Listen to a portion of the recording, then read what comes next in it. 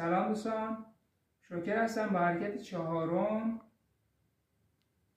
ورزش هوشمند، حرکات طبیعی واسه جلوگیری از کمردرد، پادرد و کلا دردها از بدن خشکی‌ها رو جدا کنید.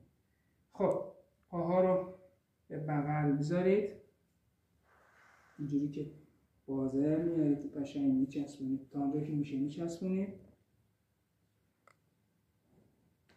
اینجا رو بگید که صاف پشتم کامل باید پشتتون صاف باشه. نفس با شکم، این شکم عقب جلو میشه فقط.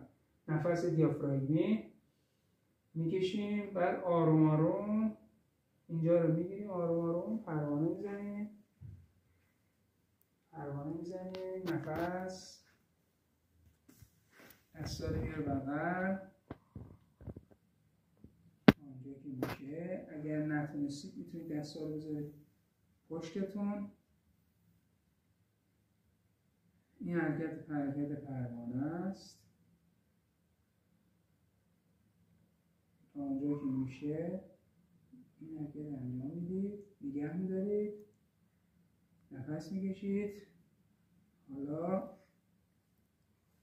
اینجا رو بگیرید قشنگ نوک پنجه رو بگیرید به سمت خودتون بکشید، سینه جلو، نفس کشیدن فراموش نشه، قشنگ نفس بکش.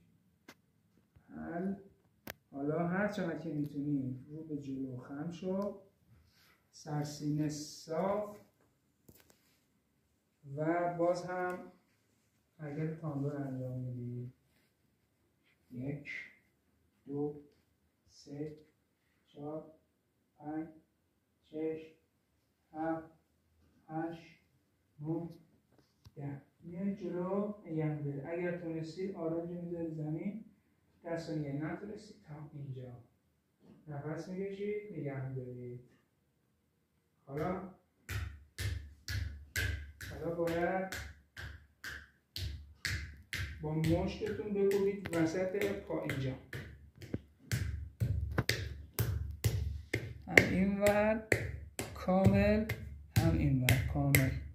بعد اینجا رو تب میکنید، اینجا کامل تب میکنید. آروم آروم پاهاتون رو بازی میدید، تب میکنید تا زانو هاتون هر جایی که بیشتر درد دارید بیشتر تب میکنید کامل. این حرکت چهارم ماه